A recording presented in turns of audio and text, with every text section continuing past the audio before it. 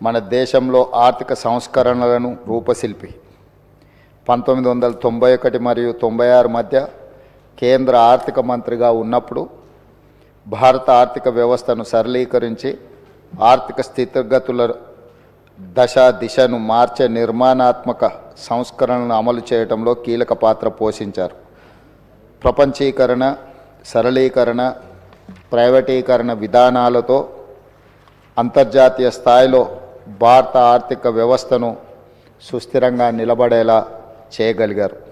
2004 మరియు 2014 మధ్య భారత ప్రధానమంత్రిగా ఉన్న మన్మోహన్ సింగ్ గారు తన పదవీ కాలంలో ఎన్నో చారిత్రాత్మకమైన సామాజిక కార్యక్రమాలకు శ్రీకారం చుట్టారు.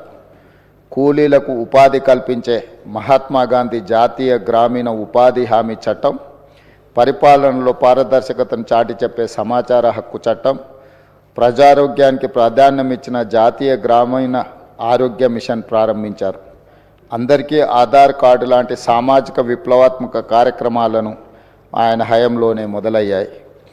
4 కోట్ల తెలంగాణ రాష్ట్ర ప్రజలు డాక్టర్ మన్మోహన్ సింగ్ గారికి ఎంతో రుణపడి ఉన్నారు.